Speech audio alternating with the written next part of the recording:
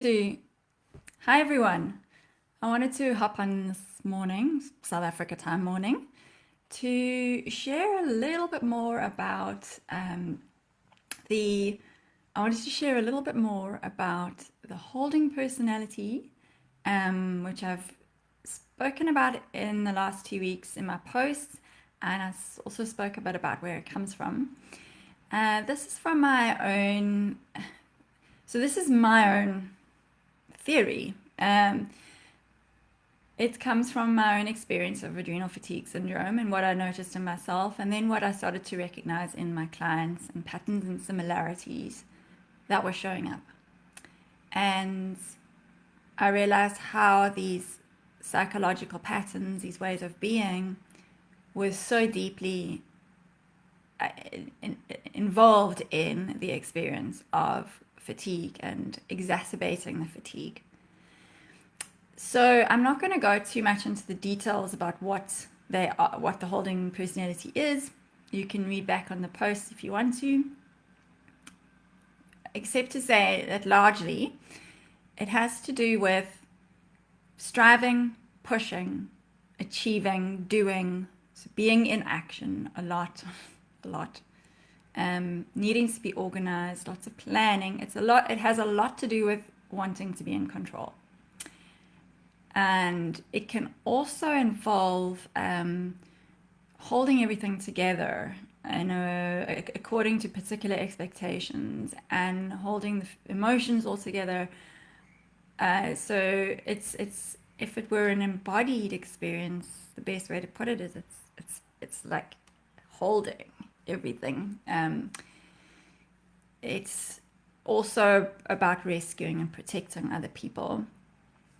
Now, let me just say straight from the very beginning that a lot of these qualities are not bad to have, and in fact, firstly, they're very revered in our more masculine, and by this I mean we have masculine and feminine energy in all of us, and the masculine energy is particularly valued. This doing, striving, being in control, linear, logical. So those qualities are very revered and valued, and you may well have received recognition for them. And of course, it's nice to feel like you're on top of things. But when we are coming from this place to such a degree that it is the only way that we can feel safe or good enough about ourselves, and then we are setting ourselves up for very likely failure or anxiety. Because a lot of the time, we may not a lot of time, but there are going to be times we cannot meet the expectations that we place on ourselves. We can't keep on going at that level that we want to. Or we may burn out, which is what happens for a lot of people. And then what happens is when you can't keep on keeping on, as you always have, you then have to face the things that are underneath that you're trying not to have to feel. And for the most part, it's that all of this doing and this busyness and being in action and being in control and organizing and planning, it is to help us to feel in control. It is to alleviate any feelings of powerlessness and overwhelm that we don't want to be with. And that is why it's a tricky situation, because we're relying on this way of being to help us to feel okay about ourselves. And this way of being, it's not self-sustaining. It's not very good for us. It doesn't serve us very well if we're constantly in this place of holding and doing and pushing and striving. And oftentimes it also means we don't listen to our bodies. We don't listen to what our needs are. We often put other people before us, or we put achievement and success before what our bodies really need. And the long and short of it is we eventually do burn out. So it's so important to become aware of this. You see, the crazy thing is, like I say, it's so valued that we don't even think to question it. And it's also so much a part of who you are, because it will have developed from childhood. these coping mechanisms, ways of being, ways of doing, will have developed from childhood, and they've ultimately shaped who you are as a person. It's how you see yourself in the world. It's how you identify yourself. You identify yourself with a positive outlook because of the fact that you do these things so well. And so it's very hard to consider that perhaps the way you're doing things is not in your greatest and highest good, especially if that means taking away the things that are helping you feel safe and good enough in your life. So I'll never forget a really dear friend of mine when I was speaking about my need to always be in control, and she said, but I don't understand what's wrong with being in control. she's the same as me, the same type of personality. And I said to her, no, and for me at that time, I was trying to turn my back on everything that had been feeding into my exhaustion. So I was turning my back on the masculine completely. And I said to her, no, you're absolutely right. There's definitely nothing wrong with wanting to be in control. But if we're tying our sense of self and our sense of safety and good enoughness to being in control, we're setting ourselves up for something bad to happen. Because control, firstly, is an illusion. We cannot be in control of everything. We can maybe have a plan or an expectation, but it's possible it's not going to work out that way. And then what happens? Then what happens to your sense of self? Then what happens to your anxiety levels? So this is why this is so important for me as a focus, as a therapist in relation to chronic fatigue. It's also because when we're always in this place of holding it all together so that it doesn't fall apart, because that's essentially what we're trying to do. By being in what we think is in control, we're hoping that it's not going to fall apart, because that's too scary. And generally it reminds us of when we were young, and there were times where we couldn't hold things together because we just didn't have the capacity as children.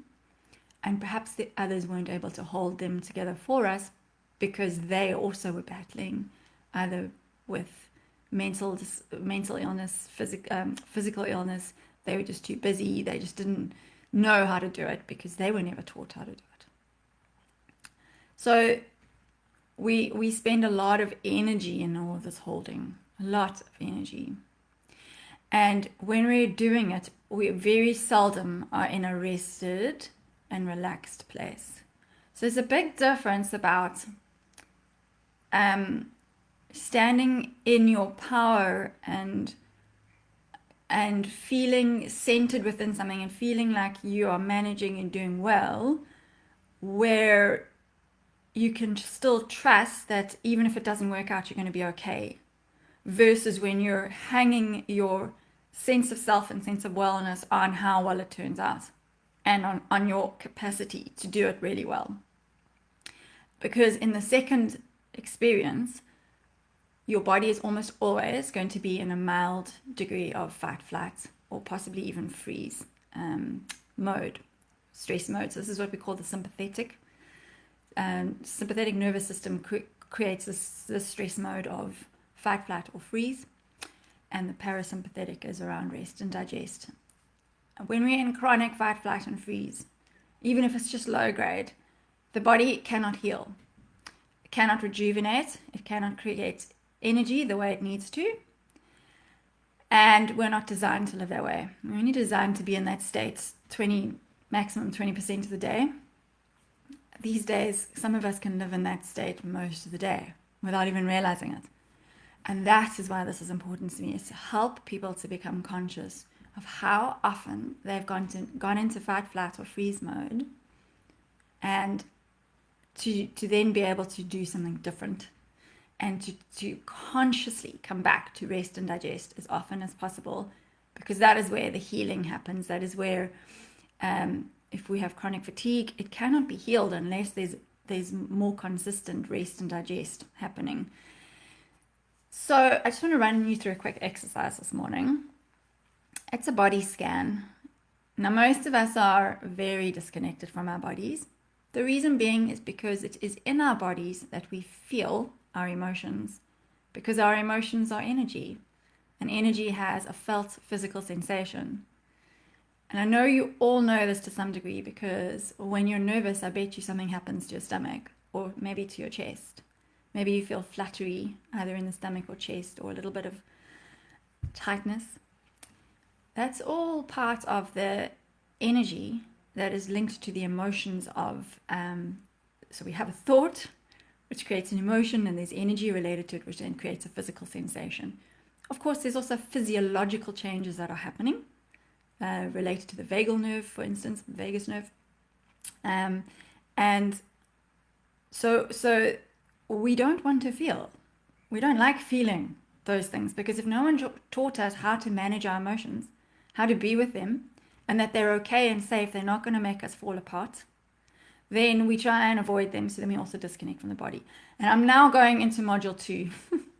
So I'm going to spend more time on this next month in my posts. So just for now, it's just about, I just want you to maybe have a little bit of an idea about what holding in fight, flight, or freeze feels like in your body. And to be fair, fight, flight can feel slightly different to freeze. Freeze can show up in our life as just feeling completely stuck and not really totally overwhelmed, not knowing where to go, what to do. And fight or flight can actually be this constant needing to do and be busy, needing to be on the run, running away from what we're feeling, from the emotions, and being in action. It can also come out as irritability and anger and reactivity as well, because there's a fight aspect of it. So just for now, I'm going to ask you to close your eyes and just focus on your breath. Breathing in through your nose and out through your mouth.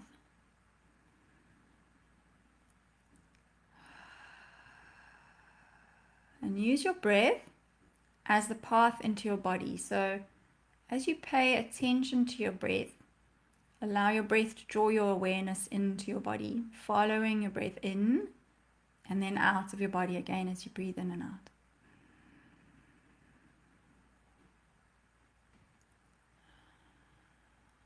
When you breathe, imagine that you're breathing as if it's right down into the base of your spine. So here's already one of the first signs of holding, is many of us hold our breaths. We breathe very shallowly and superficially into the lungs. It's like we only actually fill the top part of the lungs. We don't breathe right down into the deeper part. And another reason for that is, big reason for that, is that the deeper we breathe, the more we access our emotions. In fact, there are entire therapies that are only around using the breath to shift emotions. We're afraid of feeling, so we don't breathe very deeply. We're also afraid of receiving life. When we breathe in life force and all that life has to offer. The holding personality is about keeping everything closed, held together. We don't open ourselves to what life might bring because we don't trust it. We don't know if we're going to manage it, if we're going to be safe, because we don't feel like there's going to be anything to hold us. Now I'm going into a much later module around being held. So we don't breathe properly. Okay, so just as you focus on your breath, just notice that breath and really deeply acknowledge, or just be aware of, recognize where you're breathing into. Like, how deeply does it feel like you're breathing? Does it feel like you could breathe more deeply? And for many people, it's really hard to do this when you've spent a lifetime of only breathing superficially. And what it will do is, ideally, your belly should expand like a balloon. And then contract again as you breathe out. Because if you fill your lungs really nice and full, pushes your diaphragm down, which causes the abdomen to pop, essentially, and then kind of recedes again as the air leaves the lungs. So breathing that all in, breathing the air in right deep down and releasing again. And just using this method, just the breath, to come back into your body.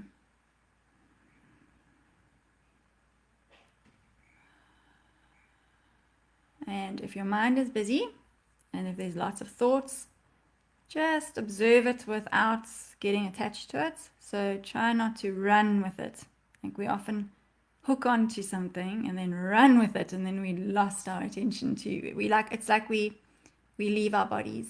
We just out. It's very hard to stay in the body because we don't want to feel. So if you notice that you're hooking onto a thought, then just observe that without judgment and just let the thought carry on without being attached to it. Come back into the body. Come back into the body.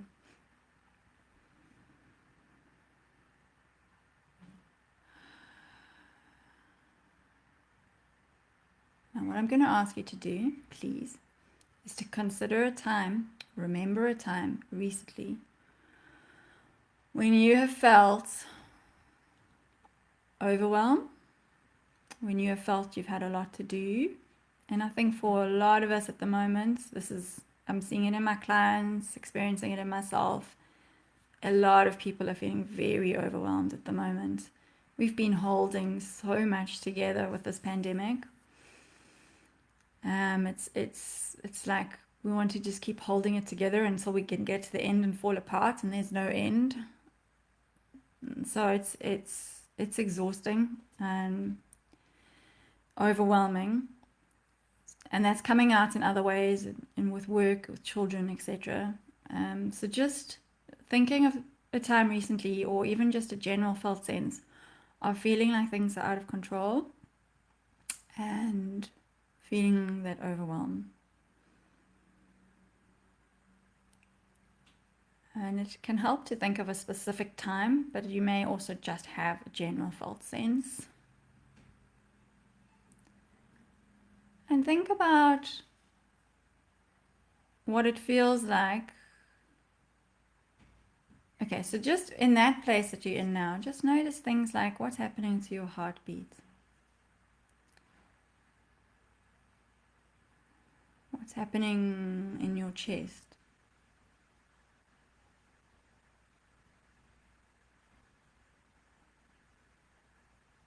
Your shoulders.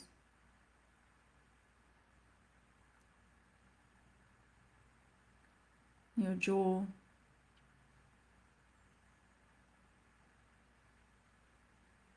Your stomach muscles.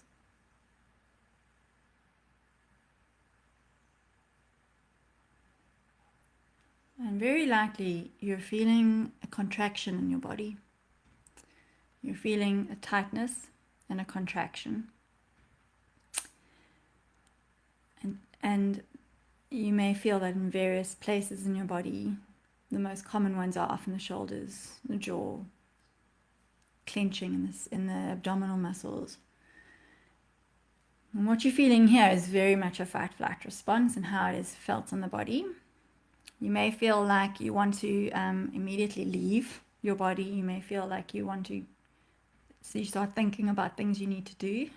So this is also the fight-flight part of it. Because it's hard to sit with feeling this feeling. So then I'm going to ask you to just think of the things you need to do today. Or perhaps you've got a deadline, or you're just aware of some expectations that you're holding about how you need things to turn out. And as you think of that,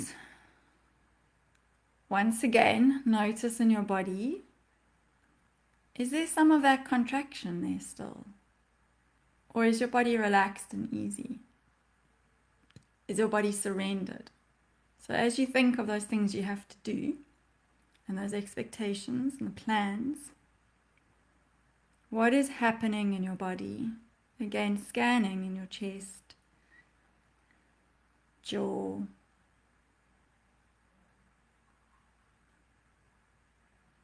your heart rate, shoulders, your stomach muscles.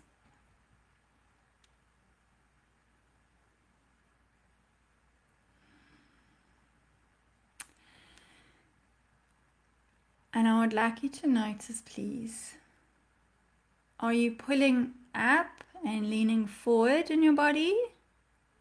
And the only way you're going to know that is I'm going to ask you now to relax, to just let go of everything you've just been thinking about.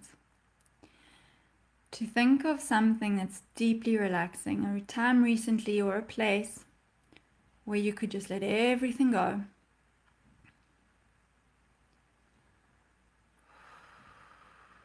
Focusing on your out breath. Remembering that time of relaxation, that place that brings relaxation, an image perhaps. And more than likely what you're going to experience is that your body leans back and you sink down, and there's a softness and an opening in your body. This is the rest digest state. And for many of us, even now, you're not going to be getting into it fully. Sometimes, some of us, even when we're sleeping, we're still holding. And we don't feel very rested the next day. Okay? Because we spend so much of our time in this holding state, we don't even realize that we're in it. And it becomes very difficult to get back into rest and digest again. And that is why we burn out. Because it is exhausting to be constantly pulling up, pushing forward, holding together. There'll be the more obvious signs of this when you're feeling overwhelmed, panic, stress, where you may well even notice it during the day. The less obvious ones, when it's more subtle, it's when we're just in doing mode. But we're in doing mode with a slight underlying stress related to it, because we need it. We need to be okay. We need to be in control. This must work, otherwise it's going to create anxiety. And we don't have much time to go into that, relaxing back, settling down, being held by the chair that you're in, allowing the ground to hold you, letting your body soften. The energy can flow properly. You go out of all the physiology that changes when you're in stress mode, settles, so that your body can function properly. You can start focusing on all the other functions that will shut down when you're in stress mode. Okay. I'm going to end here because I can see it's already getting quite long. Longer than I wanted it to be, and I know lots of us don't have much time because we've all got so much to do. Please just notice this in your body, and if you can, just try and bring a few moments of resting back and down, being held, softening, and just going into rest, digest, and stepping out of holding mode. I'd love your comments on this. I'd love to hear if you've had any insights or if you have any questions, please feel free to ask me. And I'm wishing you all a really great weekend, and please go gently. All right, goodbye.